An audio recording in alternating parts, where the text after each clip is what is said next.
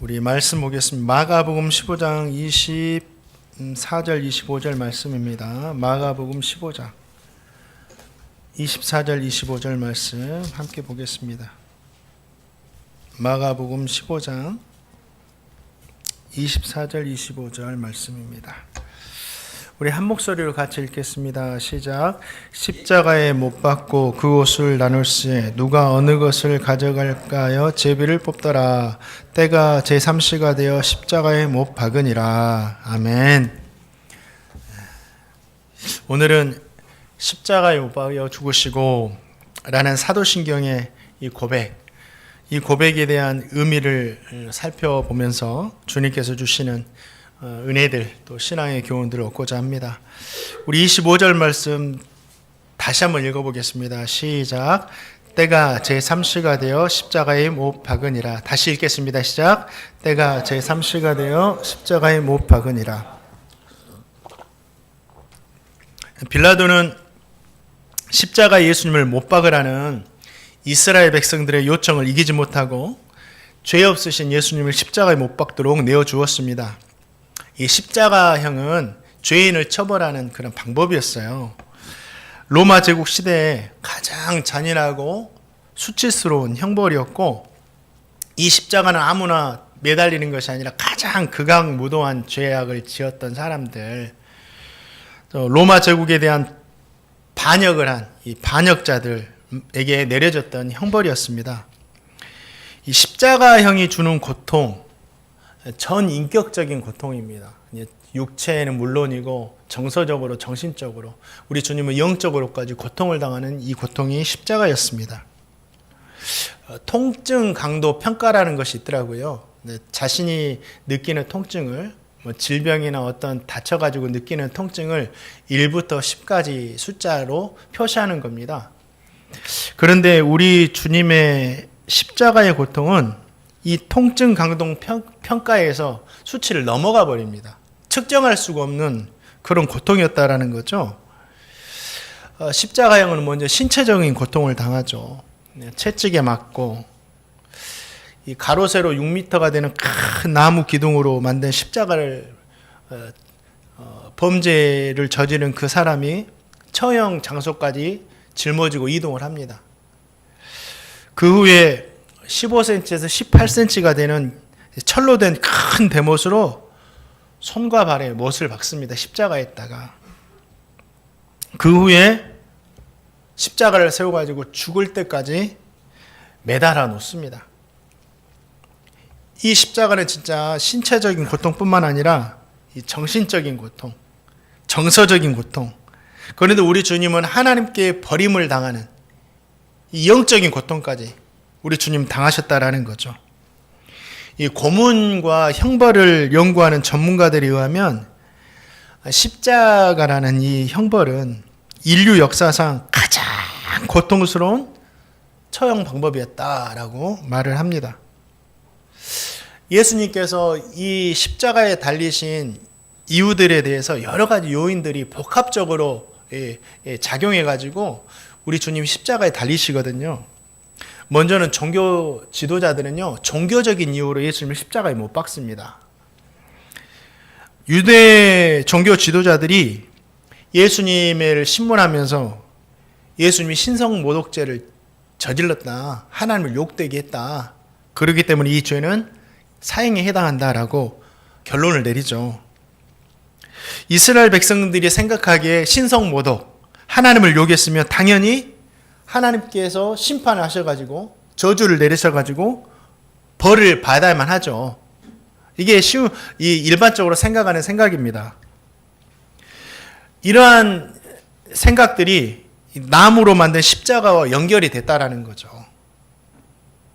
나무로 만든 십자가에 달려서 예수님이 죽으면 하나님께 저주를 받아서 죽은 것이 되는다.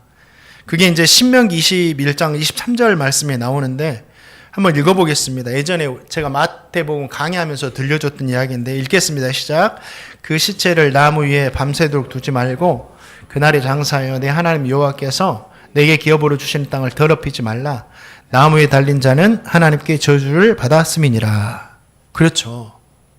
이스라엘 백성들은 나무에 달려 죽은 자는 하나님께 저주를 받아 죽었다. 모두가 이렇게 생각하는 거예요. 종교 지도자들은 이 사실을 이용해서, 이 말씀을 이용해서 이스라엘 백성들 선동하는 겁니다. 그냥 이스라엘 백성들 어느 날 갑자기 십자가에 못 박으라 외치는 것이 아니에요. 종교 지도자들이 선동을 하는 겁니다. 그렇게 하라고. 그래서 예수를 십자가에 못 박으라고 이렇게 외치고 예수님이 결국 나무로 만든 십자가에 못 박아서 죽게 된다라는 거죠. 예수님께서 나무로 된 십자가에 매달려 죽으면 어떻게 되겠어요? 이스라엘 백성들이 생각할 때, 아, 예수라는 자가 자신이 메시아라고 했는데 가짜구나. 이거는 하나님께 저주를 받아서 죽은 거구나 라고 자연스럽게 생각하겠죠. 그러면 자연스럽게 예수님에게 몰렸던 민중들의 마음을 자신들에게, 종교 지도자들에게 다시 한번 가져올 수 있는 계기가 되는 겁니다.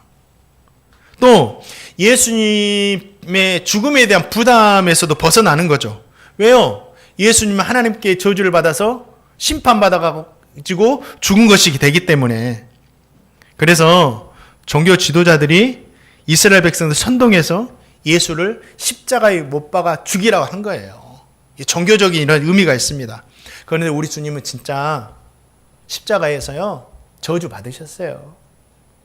그런데 자신이 받아야 할 저주를 받아서 죽으신 것이 아니라 저와 성도님이 받아야 할 저주를 담당하시고 그 저주 때문에 나무에 달려, 십자가에 달려 죽으신 것이다. 사랑하는 성도님들, 우리는 이 종교 지도자들, 말씀을 이용해서 예수님을 죽였던 이 종교 지도자들을 보면서 무엇을 알 수 있느냐면, 사람이 얼마나 악한지를 알 수 있어요. 종교 지도자들이라고 하면 그래도 선하게 살아야 되는데, 이 사람들까지도 하나님의 말씀은 기본적으로 거룩하잖아. 이 하나님의 말씀은 거룩한 겁니다. 선한 겁니다. 그런데 인간은, 특히 하나님의 말씀을 잘 안다는 이 인간들이 하나님의 말씀을 이용해가지고 자신의 사리사욕과 자신의 욕망을 채우는 일에, 자신의 거짓을 감추는 일에 사용한다라는 거예요. 하나님의 거룩한 말씀을요, 자신의 욕망을 채우는 일에 사용한다라는 거예요. 예수님 당시 종교 지도자들만 아니라 하나님의 말씀을 또 악하게 사용하는 부류가 있었어요.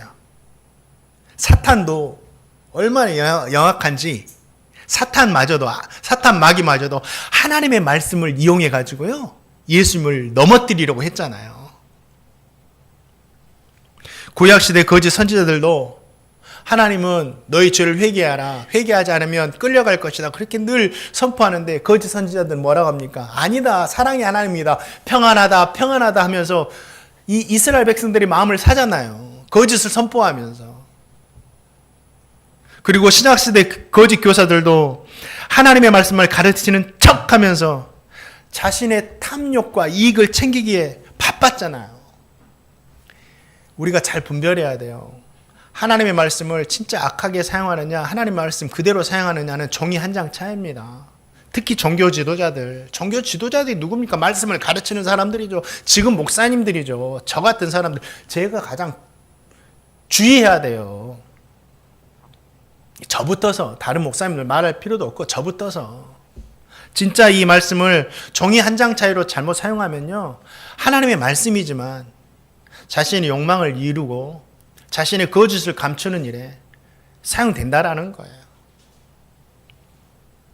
저와 성도님은 절대로 하나님의 말씀을요, 나의 욕망을 위해서가 악하게 사용하지 마시고 하나님을 위해서, 성도님들을 위해서, 교회와 복음을 위해서 선하게 사용하시기를 주님의 이름으로 축원드립니다. 그리고 분별할 줄도 있어야 돼요. 저것이 진짜 하나님의 말씀이지만 악하게 사용되고 있는지 선하게 사용되고 있는지 분별할 수도 있어야 돼요. 무조건 하면 하고 따라가면은 다 같이 망하는 겁니다. 주님께서 그렇게 말씀하셨잖아요. 그렇기 때문에 다른 거 없어요. 저것이 개인을 위해서 말씀을 선포하는지, 이 말씀이 진짜 하나님과 교회와 성도를 위해서 선포하는지, 이것만 분별해도 다 보여지는 겁니다. 또 한 가지 마태복음 27장 37절 말씀, 예수님이 왜 십자가에 못 박히셨느냐, 이 종교적인 이유뿐만 아니라 정치적인 이유도 있었거든요. 자, 37절 읽겠습니다. 시작. 그 머리 위에 이는 유대인의 왕 예수라 쓴 죄패가 붙였더라. 이 빌라도에 의해서 유대인의 왕이라는 죄패가 십자가 위에 딱 붙습니다. 예. 로마법에서는 범죄자가 저지른 죄를 명확히 하고 이를 바라보는 사람들에게 이 처형에 대한 경각심을 일으키기 위해서 십자가 위에 죄패를 만들어 붙였죠. 너희들도 이렇게 될 수 있으니 이런 죄를 범하지 말라는 거예요. 예수님은 어떻게 죽었어요? 사람들이 보기에 로마 황제를 반역한 반역죄로 십자가에 죽은 거예요, 지금. 빌라도는 이 죄패를 통해서 예수님의 죽으심에 대해서 법적으로, 로마의 법으로 법적으로 정당함을 주장하고 자신은 황제를 반역하는 자는 가차없이 처벌하는 황제의 충신이다. 나는 황제의 충신이다. 이걸 고백하는 거예요. 예수님의 십자가의 죽음은요, 이러한 정치적인 이유가 있었다라는 거예요. 그러면 예수님께서 십자가에 죽으신 것이 뭐 종교적이고 정치적인 이유 때문에 갑자기 발생한 우발적인 사건이냐? 그러지 않아요. 더 중요한 이유가 있습니다. 우리 성도님들이 잘 알고 있는 이유가 있어요. 자, 이사야 53장 5절 말씀 한번 읽어보겠습니다. 시작. 그가 찔림은 우리의 허물 때문이요 그가 상함은 우리의 죄악 때문이라. 그가 징계를 받음으로 우리는 평화를 누리고 그가 채찍에 맞음으로 우리는 나음을 받았도다. 자, 이사야 선지자는요, 예수님이 탄생하기 약 700년 전에 예수님의 죽음에 대해서 이렇게 예언을 했습니다. 사람들에게 버림을 받을 것이다. 찔릴 것이고 상하게 될 것이고 채찍에 맞을 것이다. 이사야 선지자의 예언이 어디에서 이루어졌나요? 십자가에서 이루어졌죠. 그래서 이사야 선지자의 예언은 십자가 죽음에 대한 예언이었죠. 우리는 나중에 이것을 알게 된 거예요. 예수님께서는 근데 직접 자신이 그 이사야 선지자가 예언한 이 고난을 십자가에 당할 것이라고 분명히 말씀하셨어요. 자, 마태복음 26장 2절 말씀 한번 읽어봅니다. 시작. 너희가 아는 바와 같이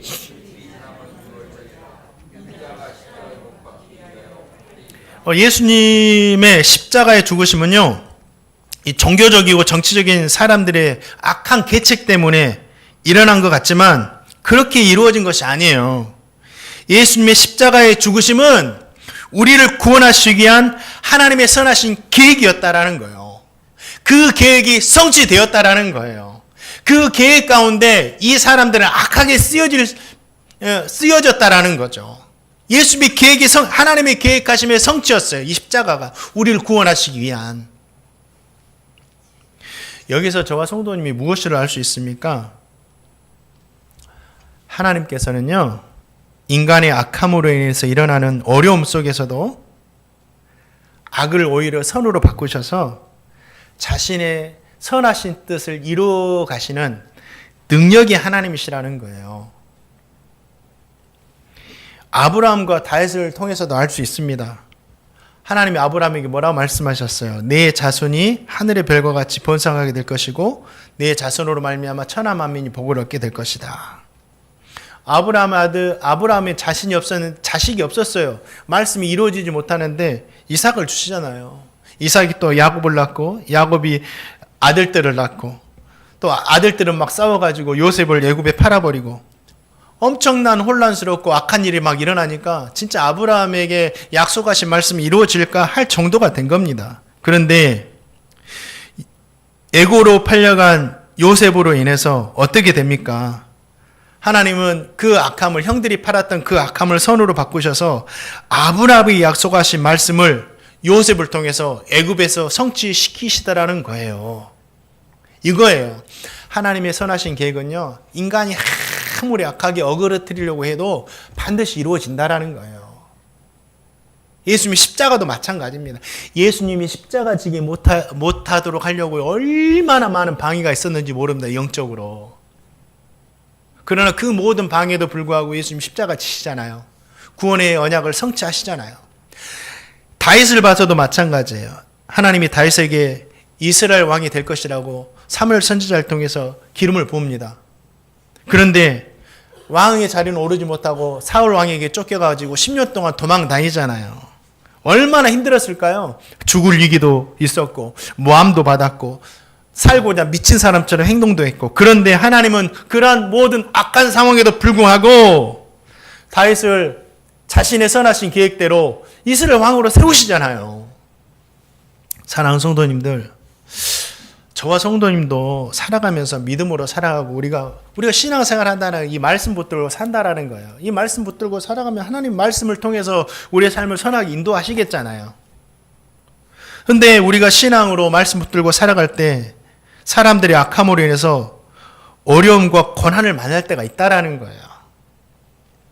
여러 가지 일들로 인해서 앞이 보이지 않을 정도로 어렵게 되는 상황도 있다라는 거예요. 그때 이 하나님을 바라봐야 돼요. 악을 선으로 바꾸시는 하나님, 어려움 속에서 선을 이루어 가시는 하나님, 그 하나님을 바라보면서 그 하나님께 대한 믿음을 가져야 된다라는 거예요. 그리고 하나님의 선하신 뜻이 반드시 이루어질 것이니 그 하나님께 대한 믿음을 가지고 그 선하신 뜻이 이루어지기까지 하나님의 말씀을 붙들고 인내함으로 살아가야 된다. 저와 성도님 모두가 정말 이 믿음이 있기를 주님의 이름으로 축원드립니다. 예수님께서 십자가에 못 박아 죽으셨다라고 우리는 고백을 하죠. 그러면 이 고백에는 어떤 신앙적인 교훈과 의미가 있을까요? 예수님께서 십자가 사건 후에 성도들에게 달라진 것이 있습니다. 이스라엘 백성에게 달라진 것이 있어요. 그게 뭐냐면 더 이상 짐승의 피를 가지고 하나님께 나가서 제사할 필요가 없게 된다라는 거예요. 예수님이 죽으시고 나서는요, 더 이상 예수 믿는 하나님의 백성들은요, 더 이상 짐승을 가지고 나가서 제사 드리지 않아도 돼요. 그렇기 때문에 저와 성도님 지금도 그냥 몸만 와서 믿음으로 예배하고 있는 거예요. 왜 그럴까요? 예수님께서 십자가에 흘리신 피로 영원한 속죄를 이루어 주셨기 때문에, 이 영원한 속죄가 뭐냐면 죄에 대해서 완전하고도 영원한 용서를 해 주셨다라는 거예요. 자, 히브리서 9장 12절 말씀이 그 말씀이에요. 왜 우리가 더 이상 짐승을 잡아서 예배할 필요가 없느냐? 한번 읽어보겠습니다. 시작. 염소와 송아지 피로 아니하시고 오직 자기 피로 영원한 속죄를 이루사 단번에 성소에 들어가게 하셨느니라. 영원한 속죄를 이루어, 영원한 용서, 완벽한 용서를 십자가에서 단번에 이루어 주셨어요. 이제는 더 이상 양과 염소를 잡아서 하나님께 나갈 필요가 없게 해주셨다라는 거예요. 언제라도 그 예수님의 십자가 붙들고 하나님께 당당히 나갈 수 있는 겁니다. 마음껏 예배할 수 있고 마음껏 기도하고 마음껏 찬양할 수 있는 거예요. 짐승 안 가지고 가도. 얼마나 감사합니까? 언제든지 회개할 수 있고 죄를 져도 언제든지 회개할 수 있고 하나님께 나가서. 그런데 그 예배를 짐승 가지고 나가지 않아도 그냥 예수님을 통해서 나가는 그 예배를 하나님께서 기뻐 받으시고 기도할 때 응답하셔서 은혜 주시고, 이게 뭐냐면 하나님과 화목하게 되었다라는 거예요. 그러니까 예수님이 십자가에서 우리를 하나님과 화목하게 만들어 주셨어요. 이게 십자가 지심의 의미입니다. 사랑하는 성도님들, 예수님이 십자가를 통해서 하나님과 화목하게 하신 것, 그 하나님과 화목을 날마다 누리며 살아가시기 바랍니다. 날마다 하나님께 나아가는 거예요. 그리고 날마다 말씀을 통해서 하나님의 음성을 듣는 거예요. 우리가 음성 듣는다고 해서 그래 내가 너를 사랑한다 이런 육성으로 들리는 것이 하나님의 음성이 아니라 이미 모세에게 육성으로 들려주셨고 선지자들에게 육성으로 들려주셨던 그 음성이 글자가 돼서 우리에게 성경으로 있는 거예요. 우리가 성경을 읽을 때 하나님의 음성을 듣는 겁니다. 이게 진짜 정확한 거예요. 그냥 기도해서 하나님 들려주세요, 이건 부정확한 거예요. 성경을 통해서 하나님의 음성 듣는 것이 가장 정확한 겁니다. 다른 거 찾지 마세요. 그러다가 그런 사람들 이단으로 많이 갑니다. 말씀을 통해서 날마다 하나님의 음성 들으세요. 내가 너를 사랑한다. 듣고 싶으세요? 요한복음 3장 16절 읽으면서 그 하나님의 음성을 들으세요. 하나님이 이처럼 나를 사랑하시는구나. 하나님이 이처럼 나를 사랑하시는구나. 하나님의 음성으로 들으세요. 왜 이 하나님의 완벽한 음성을 놔두고 다르게 혼자서만 들으려고 하세요? 어려움과 문제가 있을 때 하나님께 간구하세요. 기도하세요. 감사와 기쁨이 넘칠 때는 하나님께 찬송으로 영광 돌리세요. 하나님은 이 모든 것 받으시고 우리의 삶에 은혜를 베풀어 주시고 응답해 주시고 이것이 하나님과 화목을 누리는 겁니다. 예수님께서 십자가를 통해 이루어 주신 하나님과의 화목을 날마다 누리며 살아가시는 제가 되고 우리 성도님 되시기를 주님의 이름으로 축원드립니다. 자, 시편 9편 8편 말씀 한번 읽어보겠습니다. 시작.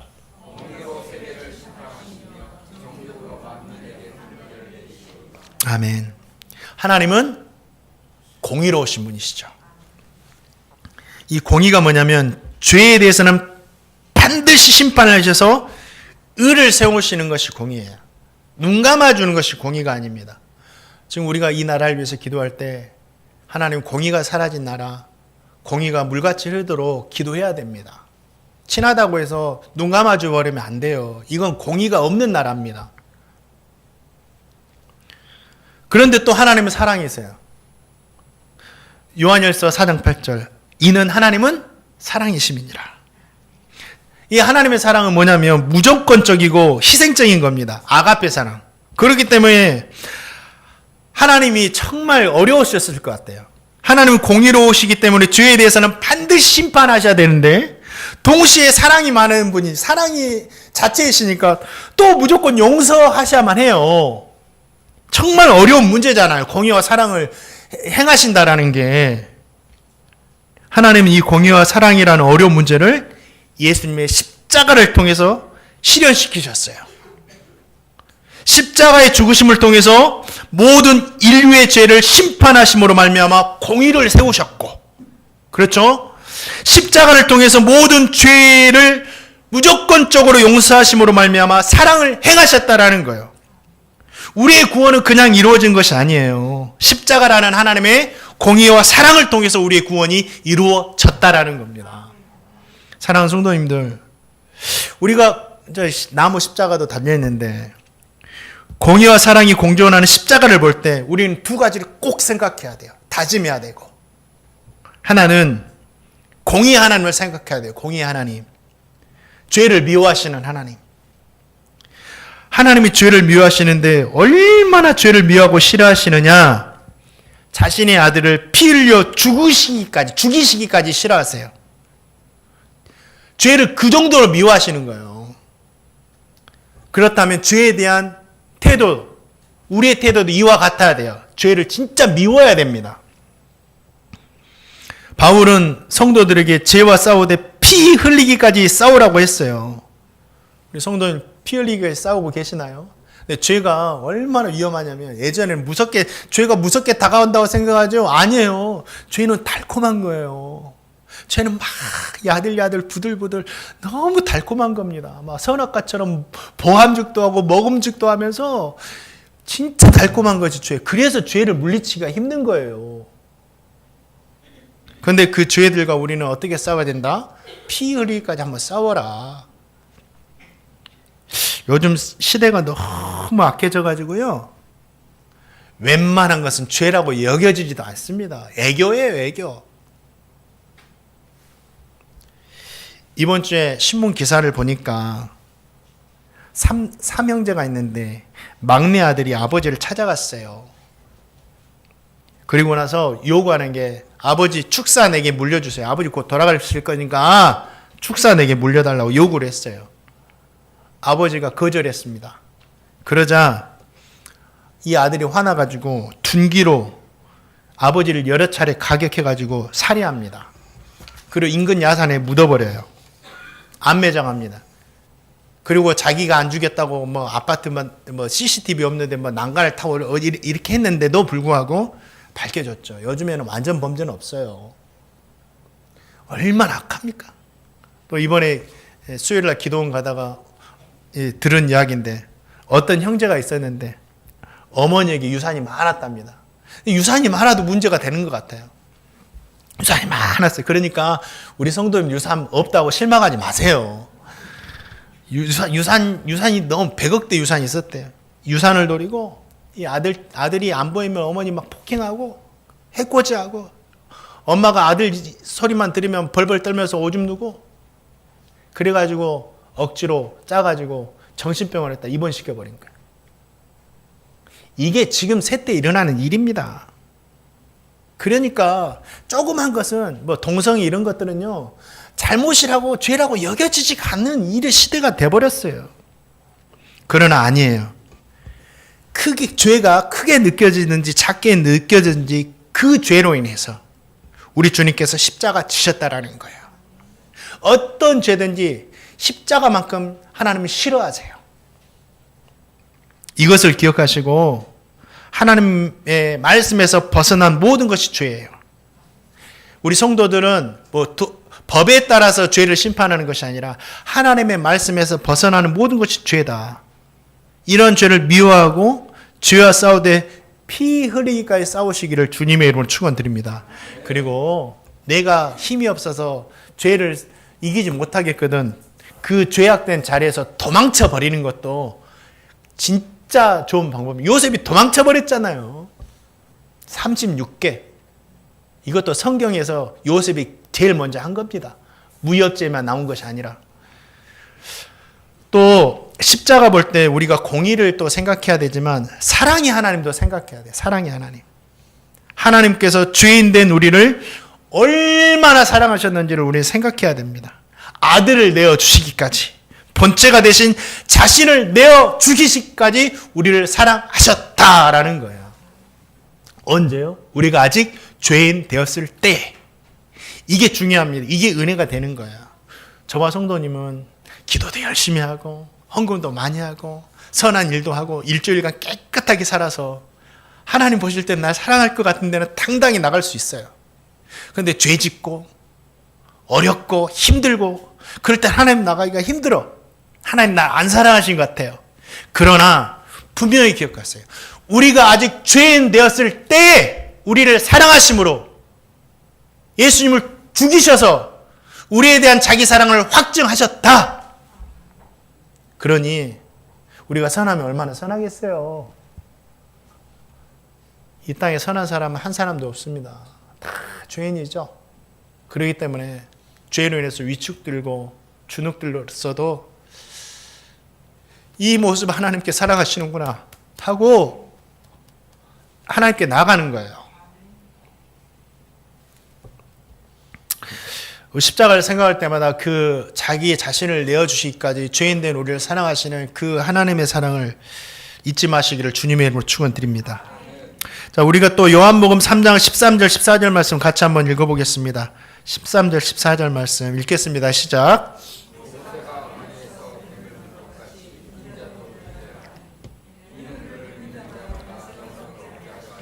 아멘. 자, 민수기 21장에서 이스라엘 백성들이 광야에서 음식을 가지고 하나님과 모세를 원망했습니다. 먹는 것도 불편하고 힘드니까 막 모세와 하나님이 원망하는 거예요. 그래서 하나님께서 불뱀을 보내셔서 다 물게 하시죠.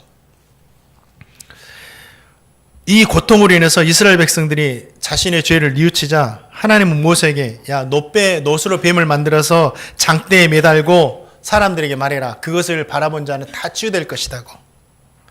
그 말씀을 듣고 그 말씀을 믿는 자는 기어 나와서 노뱀을 바라봤어요. 이 노뱀을 바라본 자는 다 살게 된 겁니다.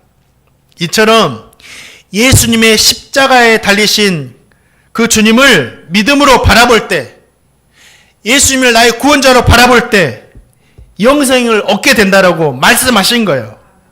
예수님의 십자가는 영생이고 구원입니다. 창피한 것이 아니에요. 예수님의 십자가는 저주도 아니고 창피한 것도 아니고 믿는 우리 모두에게는 자랑입니다. 은혜이고 영생이고, 믿지 않는 자들에게는 십자가가 미련한 거지만 왜 죽었지? 그러나 믿는 우리에게는 기쁨이에요.